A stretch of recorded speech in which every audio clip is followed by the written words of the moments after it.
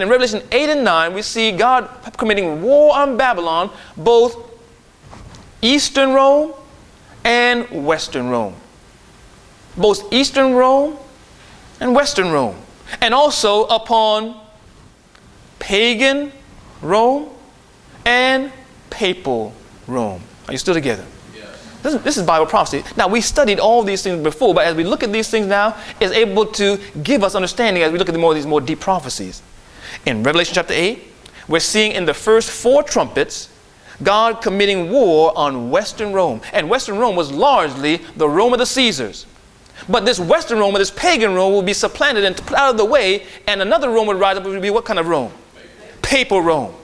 The Rome of the Caesars, which was a great persecutor of God's people. And then another supposedly spiritual one, which was papal Rome.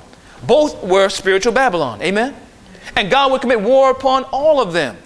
This first trump in Revelation chapter 8 and verse 7 is dealing with the work that would happen upon the earth. And this first trump was, according to history and according to the prophets of the Bible, this first group that would come and try and attack and pillage Western Rome.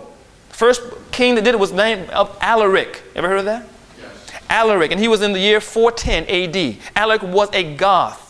And he came and he would attack and hide and attack and hide and attack and hide. What he did to spiritual Babylon was called terrorism. Babylon anciently fell because it was honeycombed and attacked and hit on various parts of its empire through terrorism. 410, in verse 7, you had Alaric, the Goth. Verse 8, the second angel started. That was Genseric. In 429 to 468, another Vandal tribe came, and they would attack and hide, attack and hide. It also was another power. And just as it said, it was a sea battle. He came by sea. That's why the sea was like blood. It was a power attacking and destroying the powers of Rome. Verse 10 and 11 deals with Attila the Hun. Ever heard of Attila the Hun? Attila the Hun is represented in the symbols of Revelation chapter 8, verse 10 and 11. Attila the Hun in 451 to 453 AD. All these powers and all these kings, one after the other, are represented as the trumpets of God being blown, and these powers are represented as hail and fire and stars falling from heaven. All these things are representing these kings that would come with these Vandal tribes, and through terrorism bring Babylon down. Are we looking at history only, or are we looking at something in the future? What brought Babylon, even pagan Rome, down? Terrorism. Honeycombed and destroyed and weakened it, that it could come out of the way, and that the papacy could come up. What caused Rome to come to a destruction so that the papal power could come up? Terrorism. Follow me now.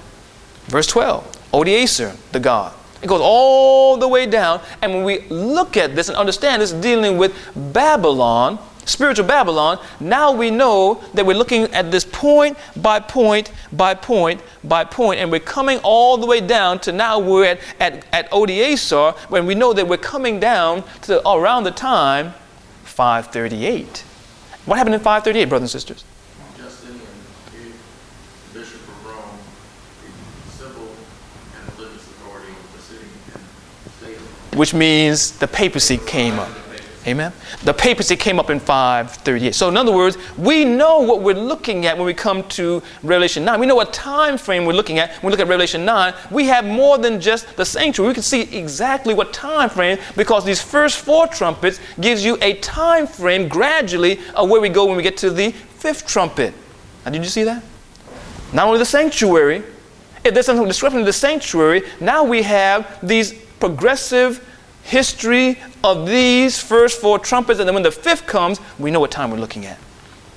But also remember, history, even prophetic history, will do what? Repeat itself. We're living in a time now, according to Revelation 10, when the times, these time prophecies, there'll be no more time, but these events will repeat. The events will what? Repeat. Because remember, what were the issues that caused the world situation to be such that the papacy could come to power? Terrorism.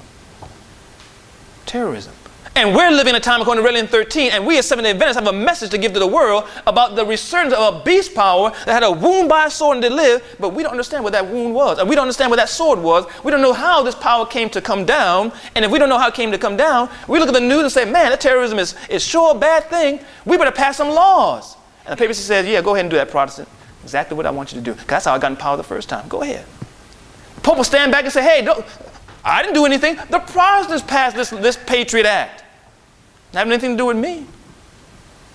I'm over here doing spiritual things. I'm over here praying for the sick. Don't accuse me of anything. I'm taking care of this pedophilia scandal. I'm not even worrying about the political scene. And while we think that the papacy is supposed to be doing all this overt thing, it's the Protestants who don't know prophetic history that are pushing the papacy's agenda and allowing this wound to be healed. While they're saying they're trying to strengthen and bring God's kingdom upon the earth, they're pouring balm and pouring all kinds of healing lotions and balms into the wound of the beast until it's nourished and healed enough that it can turn and rend us.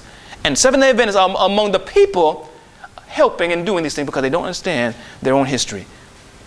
The fifth trumpet in Revelation 9 is going to take place, and it's going to show us another power. It's not going to come up and attack the western part of Rome, because western Rome fell, or the Rome of the Caesars fell, and as Rome fell, now a power came up called the papacy.